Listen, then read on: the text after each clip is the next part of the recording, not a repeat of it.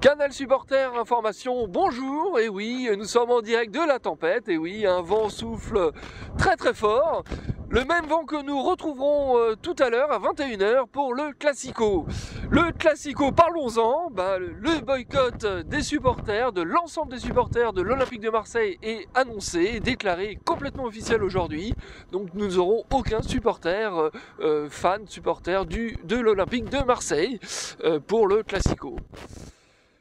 Le petit doigt de Jean-Claude Dacier avait certainement raison, puisque lui non plus n'y sera pas, ainsi que les administratifs du club. D'ailleurs, je voudrais revenir à ce propos sur ses déclarations, puisqu'il dit, je cite, « Ils n'ont pas accepté les supporters de l'Olympique de Marseille, à raison, j'insiste bien, à raison, qu'on les mette dans le même sac que ceux du Paris Saint-Germain. » Donc ce sont ses propos.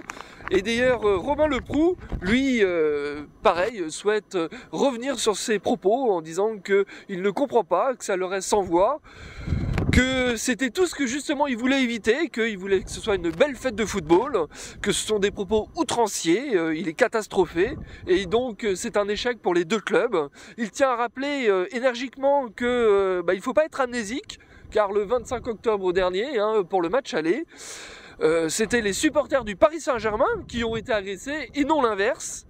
On se rappelle même un supporter parisien se fait renverser par un véhicule, donc quand même quelque chose de assez grave et important pour le signaler.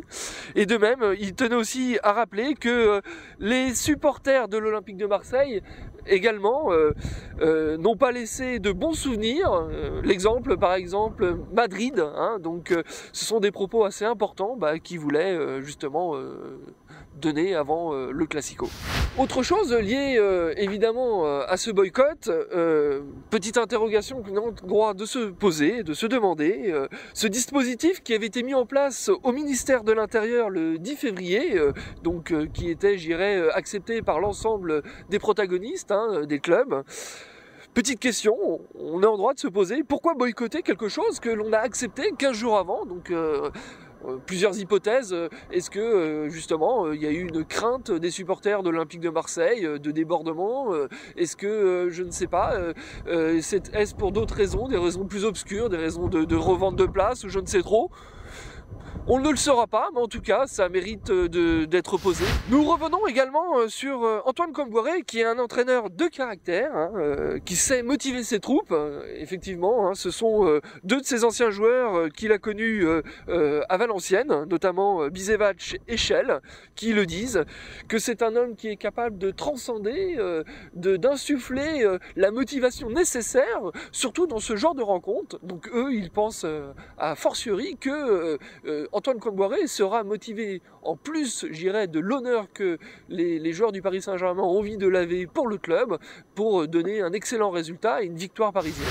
Évidemment, Antoine Kombouaré également souhaite surtout dans un premier temps solidifier sa défense et ne pas prendre de but. Je vous rappelle que le jeune Sakho est suspendu ainsi que Stéphane Sessignon. Et donc de ce fait, peut-être nous aurons la surprise de Sylvain Armand au milieu, donc une charnière un peu recomposée avec Zoumana Camara.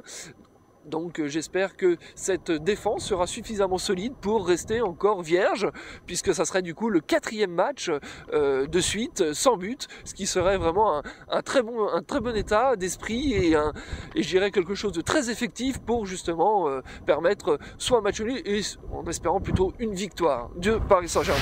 Petite information aussi également, non, je ne vais pas m'envoler, même si le vent redouble. Je ne sais pas ce qu'il en sera ce soir, mais en tout cas ici, je peux vous garantir que, il y a beaucoup de vent, c'est vraiment une tempête. Guillaume Avouba nous déclarait encore il y a quelques heures que selon lui, souvent le mal classé avait raison du Goliath, et peut-être que ce soir justement, avec toutes ces conjonctures, nous assisterons à une belle victoire du Paris Saint-Germain. Nous revenons également sur Ludovic Joly qui, dans un article du Parisien, pour ne pas le citer, cite que lui avait eu la chance d'avoir un entraîneur assez à l'écoute et qui lui fasse une totale confiance, et que c'est la raison pour laquelle à chaque fois qu'il est passé avec Claude Puel ou Didier Deschamps notamment, qu'il va retrouver ce soir mais dans le camp adverse, et ben cette confiance lui donnait envie de tout donner sur le terrain. Donc espérons qu'avec Antoine Kombouaré ce soit la même chose et que du coup il puisse, je dirais, se donner à fond, puisque je vous rappelle qu'au dernier match, et ben il a été ovationné par les supporters du Paris Saint-Germain pour justement le maillot qu'il a mouillé, et vraiment mouillé, donc souhaitons que ce soit la même chose ce soir. J'en reviens maintenant sur Brandao. Je vous rappelle qu'il y avait une grande incertitude le concernant. Est-ce qu'il ferait ou pas partie du groupe? Est-ce qu'il sera titularisé ou pas? Donc je ne peux pas répondre à la deuxième question. En revanche, il fait bien partie du groupe et il sera bien donc, dans le groupe et certainement sur le banc ce soir pour le Classico. Enfin, info de dernière minute, nous vous avions averti hier que Peggy Lundula était probable, j'irais, absent du Classico. Effectivement, cela se précise, la douleur au genou est trop importante pour qu'il prenne des risques, et donc du coup, plusieurs possibilités s'offrent à Antoine Kombouaré pour le remplacer.